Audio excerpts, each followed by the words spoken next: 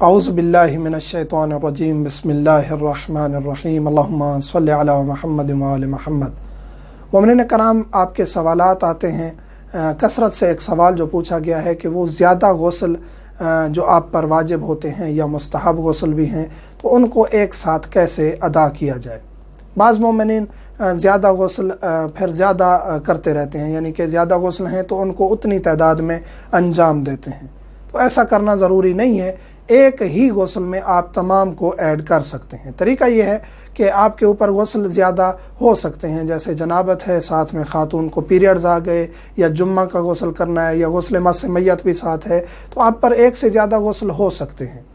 طریقہ کیا ہے؟ آپ نے نیت یہ کرنی ہے، اگر ان کے اندر غسل جنابت ہے تو آپ نے نیت کرنی ہے غسل جنابت کرتا ہوں یا کرتی ہوں قربتاً اللہ، اس کو انجام دے دیں۔ تمام کے تمام غسل جو آپ پر تھے واجب یا مستحب، ان کا آپ ذہن میں خاکہ بنا لیں، جنابت کی نیت کر لیں، قربتاً اللہ کہیں، اور اس ایک ہی غسل کو انجام دیں۔ تمام غسل آپ کے انجام ہو جائیں گے، یعنی کہ آپ کے تمام غسل ادا ہو جائیں گے۔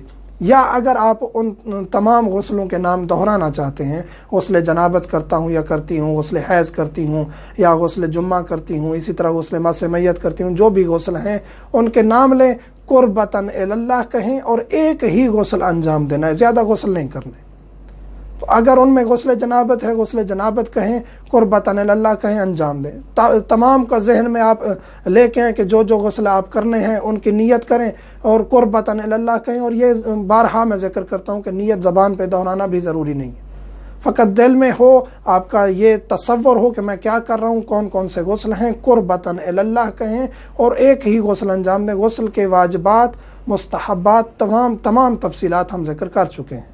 غسل جو بھی ہیں ان کا طریقہ ایک ہی ہے، باقی واجبات اور مستحبات یہ تمام ہم ذکر کر چکے ہیں۔ تو یہ آسان ترین طریقہ ہے کہ آپ تمام کی نیت ایک ساتھ کریں، ذہن میں لے آئیں، اور زبان پہ دہرانا ضروری نہیں ہے، فقط یہ کہیں قربتاً اللہ۔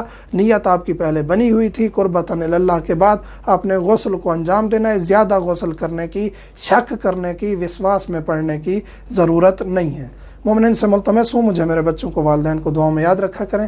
الحمدللہ رب العالمین۔